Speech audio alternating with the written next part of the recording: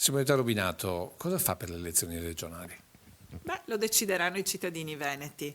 C'è un gruppo di persone che mi chiede di mettermi in gioco. Simonetta Rubinato, già parlamentare del Partito Democratico ed ex sindaco di Roncade, rompe gli indugi e inizia il suo cammino per la regione.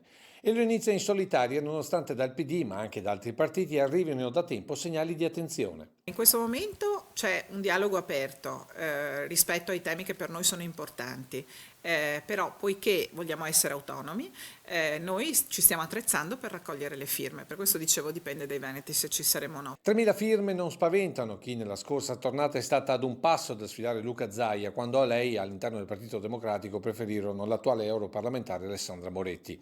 Un partito che inizialmente si è fatto avanti con il candidato presidente padovano Arturo Lorenzoni, ma poi più nulla. Chiara la motivazione legata all'autonomia del Veneto che spinge Simonetta Rubinato a questa nuova sfida. I partiti nazionali non sono veri partiti federali, manca un partito federale oggi in Italia, quindi la nostra idea è che bisogna ripartire dal basso, dal popolo, per dare risposta a quella domanda democratica attraverso un soggetto politico territoriale. Così come a Bolzano c'è la SVP, la Südtiroler Volkspartei, che negozia con il governo nazionale, con i partiti nazionali, il sostegno al governo a fronte di chiari riconoscimenti di spazi di autonomia.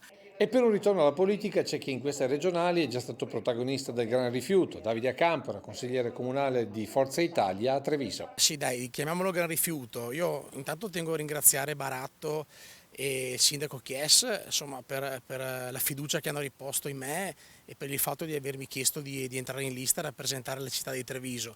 Tuttavia, come ho detto a loro, c'è un tempo per ogni cosa e credo che anche per un politico come me, insomma, che ha fatto un'esperienza comunque in opposizione 5 anni in Consiglio Comunale, adesso è il secondo anno in maggioranza, ci sia ancora tanta strada da fare. Bisogna essere preparati più che altro, perché poi una volta eletti bisogna anche dare delle risposte ai cittadini. Lei dice insomma non ci deve essere il pressapochismo soprattutto in regione.